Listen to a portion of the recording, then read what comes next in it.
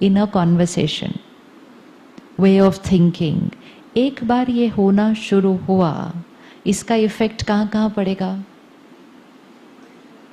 इसका इफेक्ट कहाँ पड़ेगा? डिस्टर्बेंस यहाँ हो रही है। अब अगर 5 मिनट डिस्टर्बेंस हुई, चली गई, इट्स ओके। लेकिन अगर मेजॉरिटी बातों में डिस्टर्ब हो रहे हैं, अगर डेली बेसिस पे डिस्टर्ब हो रहे हैं, या वो हमारा जीवन जीने का तरीका ही बन गया है, तो उसका असर कहाँ कहाँ पड़ेगा? बॉडी पर पड़ेगा। क्यों बॉडी पर पड़ेगा? क्योंकि यहाँ का असर सबसे पहले यहाँ पड़ने वाला है। दूसरा कहाँ पर असर पड़ेगा? लोगों पर असर पड़ेगा। इसका मतलब रिश्तों पर असर पड़ जाएगा। तो what I am feeling inside, my body will get created that way, my relationships will get created that way. उसका हमारे काम पर असर पड़ेगा, हमारे काम पर असर पड़ेगा। क्या उसका हमारी दुनिया पर असर पड़ेगा? हमारी दुनिया पर असर पड़ेगा। So emotional health is equal to physical health, is equal to social health, is equal to environmental health, is equal to professional health, will be equal to financial health. तो वो इम्पोर्टेंट है ना? इमोशनल हेल्थ इम्पोर्टेंट है या नहीं है? जो यहाँ स्टेबल रहेगा, इवन अगर बात क्राइसिस है, इवन अगर बात ऐसी है जो ठीक ही नहीं हो सकती है, लेकिन वो स्टेबल है, तो नुकसान कहाँ तक रहेगा?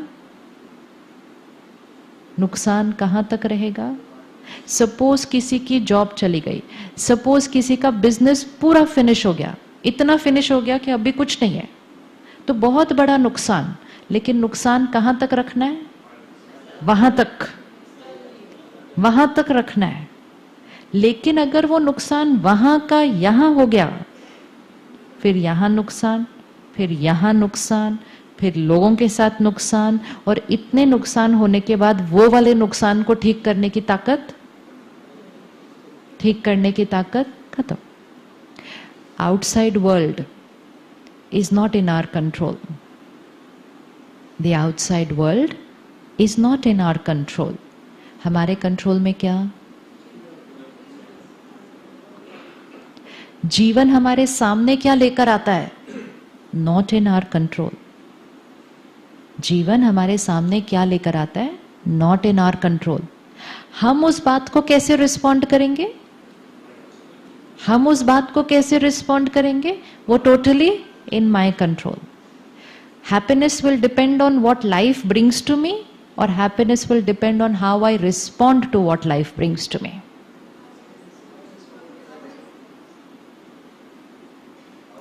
Happiness will depend on what life brings to me, or happiness will depend on how I respond to what life brings to me.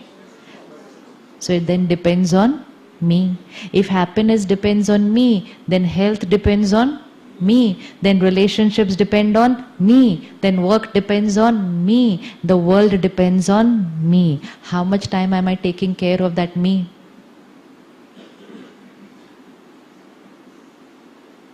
तो एनर्जी की जो इक्वेशन है वो है इनसाइड से आउटसाइड, कि यहाँ से इसको हम कहेंगे the seed of your life.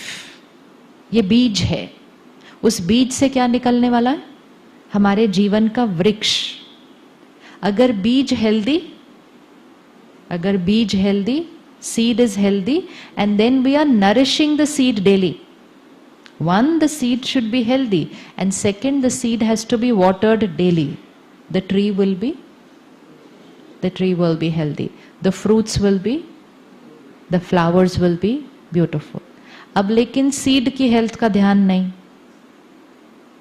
7, 6, 5, 4 बहुत हेल्दी सीड नहीं है ना, और फिर उसके बाद रोज उसको पानी भी नहीं। एवरेज सीड भी हो ना, रोज पानी दें तो कमाल क्रिएट कर देगी। लेकिन 10 पे भी सीड हो ना, 10 पे, लेकिन रोज पानी नहीं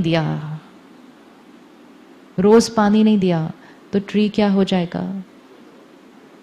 सो we have to remember where is the seed and where is the tree. हमने छोटी सी इक्वेशन क्या की, हमने कहा जब ट्री हेल्दी होगी ना, तब ये सीड हैप्पी हो जाएगा।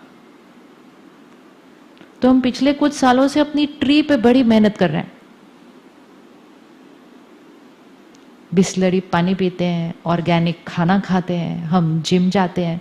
पहले हमारे पेरेंट्स ग्रैंड पेरेंट्स कुछ नहीं ऐसा करते थे, लेकिन उनका सीड हमारी सीड से थोड़ा ज्यादा हेल्दी था।